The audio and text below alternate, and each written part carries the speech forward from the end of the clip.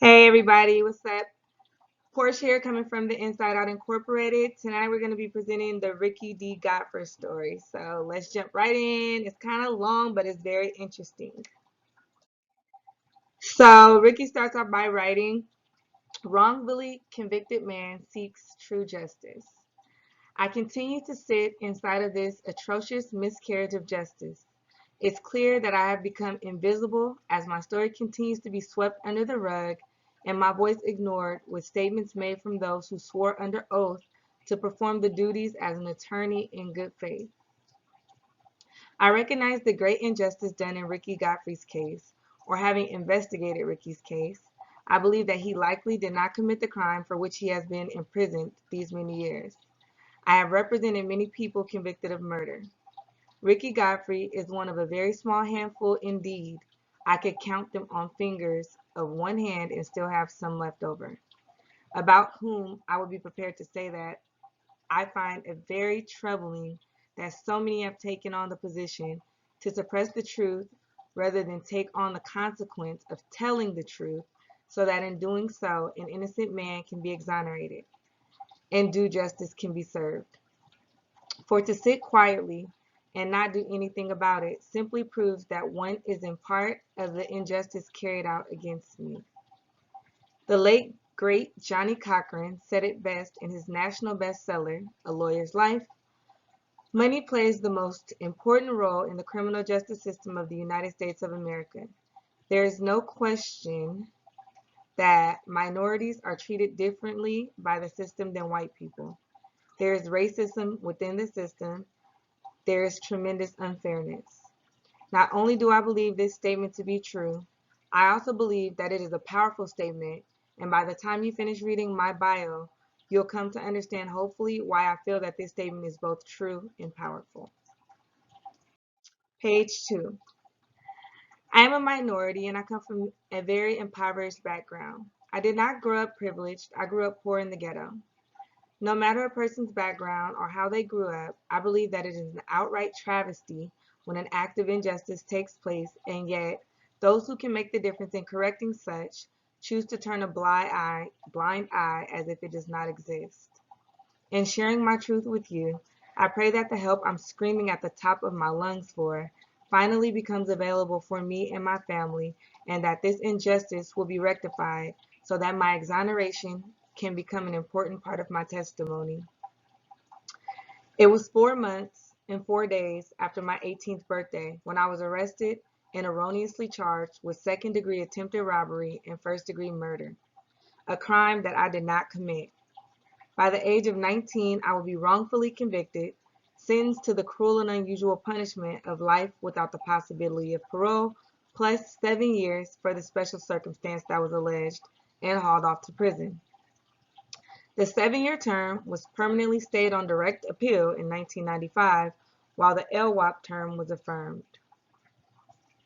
Scale of injustice. A person's guilt or innocence is supposed to be predicated on facts rather than a rogue theory, conjecture, or false and insufficient evidence. It is supposed to be an attorney's job and duty to ensure that a defendant receives adequate and fundamental representation in order to have a fair and impartial trial. It is supposed to be an attorney's obligation to ensure that a thorough, complete, impartial, and adequate investigation is provided, which can support a defendant's claim of innocence for the crime he or she stands accused of, so that at minimum, a sufficient and effective defense can be prepared. In the absence of these pertinent and necessary elements, the scale of injustice is tilted, and as a result, the acts of injustice becomes inevitable. That's facts, what he just wrote. Page 3, summary. On July 13, 1992, myself and 3 other associates were driving around our city selling drugs. At some point along the way, we encountered someone that both the driver of our vehicle and the front passenger of our vehicle wanted to collect the debt from. The two of them flagged down the occupants of the passing van, and our vehicle stopped opposite of the van. The driver, front seat, and rear left passenger all exited our vehicle as they all apparently knew the occupants in the van. I didn't exit the car, not even once, because I had no reason to. I did not know the two people in the van, nor had I ever had any business dealings with either person. As my associates got out of our vehicle to do whatever they were doing, I sat in the rear right back seat of our vehicle, rolling up some weed that we were going to smoke. Several moments passed, and then I heard what appeared to me to be a gunshot. I ducked within my seat out of fear. The three associates re-entered the car, and we sped away from the scene. The front seat passenger asked the driver, "What you do that for?" Not giving an answer, the driver just kind of smirked. Scared and fearful myself, I asked to be dropped off at my car. The driver threatened that if any of us spoke about what happened, he would pay us a visit. I knew that he was serious. I agreed to remain silent out of fear. The 20-something-year-old dropped me off as he and the two 17-year-olds drove to the driver's brother's house, where they were said to have talked about what happened that day. It should be noted that the primary victim owed money to the driver of our vehicle's brother. This is important because of motive. Also important is me never getting out of the vehicle that we were driving in. Page 4. There was a witness on the scene who the police report as coming up to him and handing him a note, which provided a description of the suspect's vehicle, the make and model of such vehicle, the license plate number, the location of the crime, and the number of people she witnessed outside of the vehicle. The note said, 504 JTC, tan over brown Oldsmobile, 3 black males on the corner of 6th and Lucas. For some strange and odd reason, the police, investigators, attorneys investigators, nor district attorney investigators have never pursued this witness to determine if the information that she had would and or could exonerate me in this crime. I was the outsider amongst the group because I was from a neighborhood that the driver of our vehicle used to apparently be from.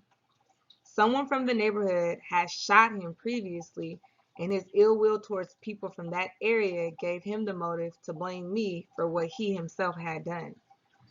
Of course, all of this was unbeknownst to me until one of the young men made such information available via a detailed affidavit declaration, in which he also tells the story of how he was threatened and coerced into helping set me up to take the blame for a crime he knew that I did not commit.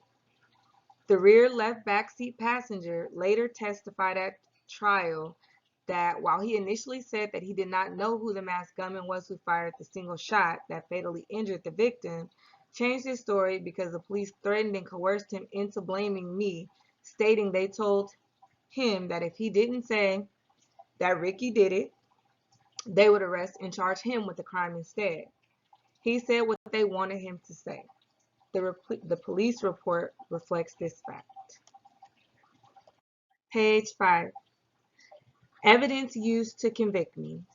Number 1, coerced and false testimony of the front seat passenger. Number 2, testimony of the secondary victim, whom she was present when the primary victim lost his life. 3, 2 intact .357 bullets. The victim actually did pass away from a .38 slug. So the first of these 2 .357 bullets was removed from the suspect's vehicle and had a fingerprint on it that did not belong to me, which is Ricky. Fingerprint did not belong to Ricky. The second of these 2 .357 bullets was reported to have been discovered in a closet under a box of clothing in my mother's bedroom, where I did not reside at the time and after I was already in custody. 4, the untested beanie watch caps. Even though a ski mask is what was reported to be worn by the perpetrator. So there were 2 beanies found and recovered, basically, but I guess a witness had in turn reported that they were wearing ski masks when they jumped out the car. The first of these 2 beanies were removed from the suspect's vehicle, again, just like the bullets. And the second one was located in his mother's closet, like the bullet also. 5, testimony from the left rear backseat passenger told of a story of how he was coerced and pressured into saying that I committed such crimes. When looked at with a very careful eye, you'll see that this is not a case based on fairness, an adequate investigation, impartiality, or justice.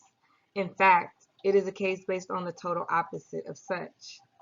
Police coercion, corruption, false and inconsistent testimony of two witnesses who have since presented affidavit declarations. So basically both of them have recanted what they said. Prosecutorial misconduct and ineffective assistance of counsel on both parts of the trial. So his regular attorney and his appeals attorney both sucked, and that's what he's saying. Simply put, this case is sewn together by the thread of a very shoddy and insufficient investigation. Page 6. Discovered and uncovered favorable evidence. So evidence that has been uncovered now that are offering favor to him.